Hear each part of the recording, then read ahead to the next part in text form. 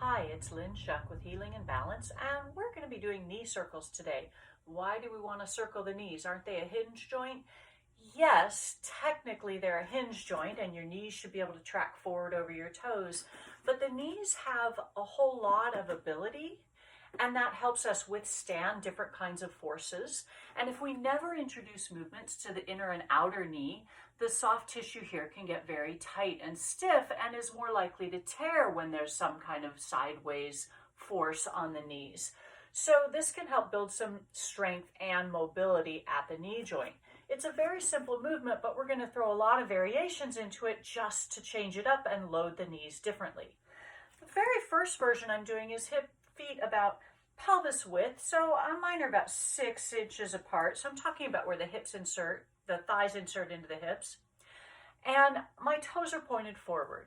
I'm going to bend my knees, and I'm comfortable bending forward. This feels better to me to be bent forward, but you could be more upright. Doesn't matter. From here, I'm going to take my knees over to one side. They start to straighten as they come back, and then they go to the second side and they finish the circle. And notice I'm doing this very slowly. I'm moving very gently. I'm not going as big as I can go. I'm first just trying to get used to the idea that my knees could circle. Now let's go the other way.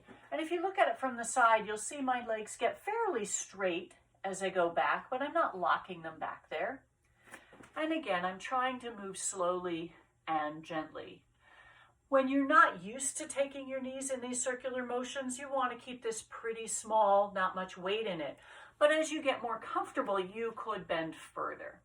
So how we could vary this, we could take the feet wider apart. We could take the feet closer together. We could try this with the toes turned out. This is always weird feeling. It doesn't look real pretty. We could do this with the toes turned in, also weird feeling. And then as you get stronger and stronger, you can really take this into some interesting places by letting the heels lift up as you take the knees forward. That puts a lot more pressure into the knees, and you'll notice I don't go very high there. I don't have a lot of strength in that direction yet because of some recent injuries at my joints.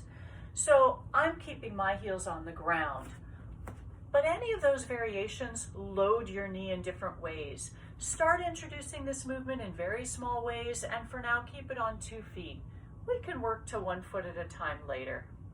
All right, there it is, knee circles.